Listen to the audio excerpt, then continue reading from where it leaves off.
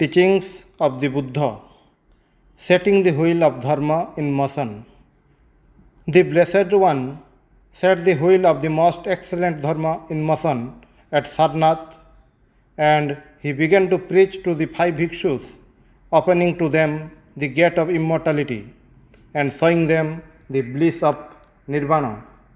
And when the Blessed One began his sermon, a rapture thrilled through all the universe. He said, "The spokes of the wheel are the rules of pure conduct.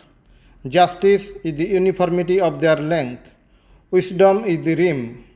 Modesty and thoughtfulness are the hub in which the immovable axle of truth is fixed. He who recognizes the existence of suffering, its cause, its remedy, and its cessation, has fathomed the Four Noble Truths. He will walk in the right path. Right views will be the torch to light his way. Right aims will be his guide. Right words will be his dwelling place on the road. His gate will be straight, for it is right behavior. His refreshments will be the right way of earning his livelihood. Right efforts will be his steps.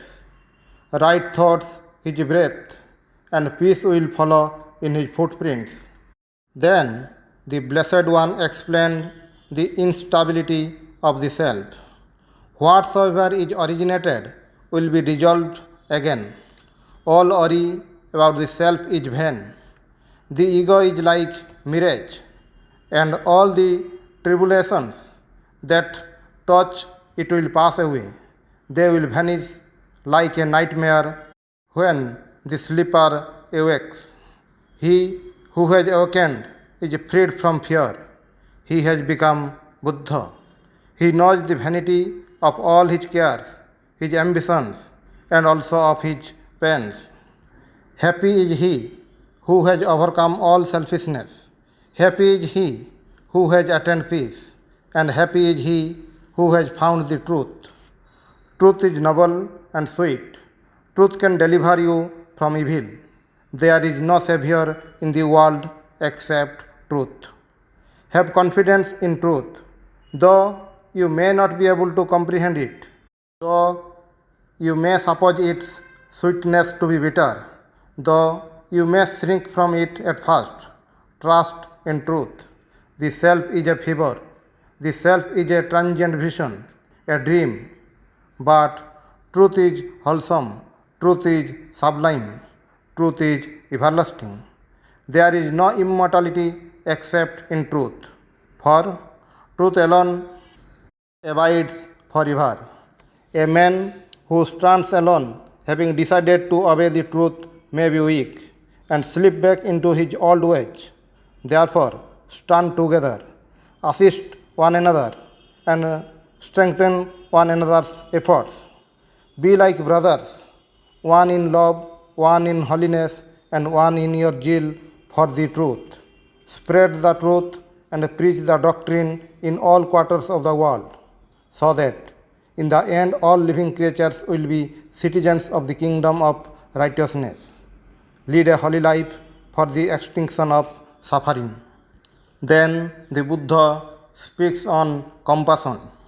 I look for no recompense, not even to be reborn in heaven, but I seek the welfare of men, to bring back those that have gone astray, to enlighten those that live in the night of error, to banish all pain and all suffering from the world.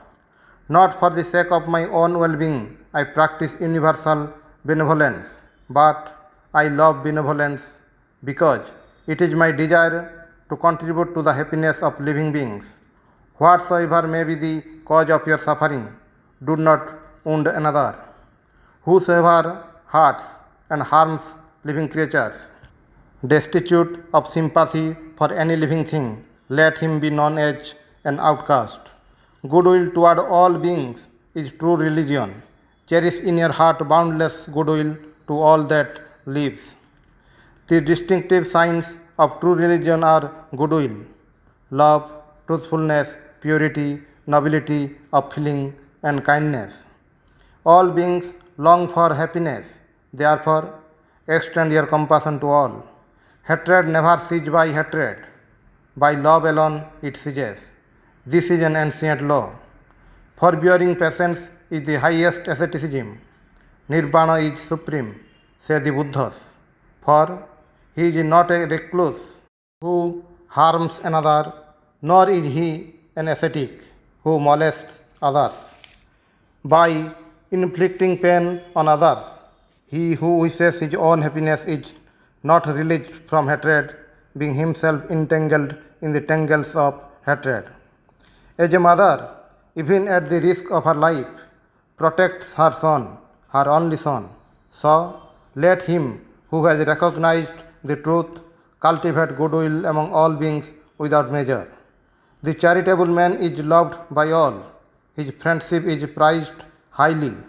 In death, his heart is at rest and full of joy, for he does not suffer from repentance. He receives the opening flower of his reward and the fruit that ripens from it. Hard it is to understand. By giving away our food, we get more strength. By bestowing clothing on others, we gain more beauty. By founding abodes of purity and truth, we acquire great treasures. Just as the vigorous warrior goes to battle, so is the man who is able to give.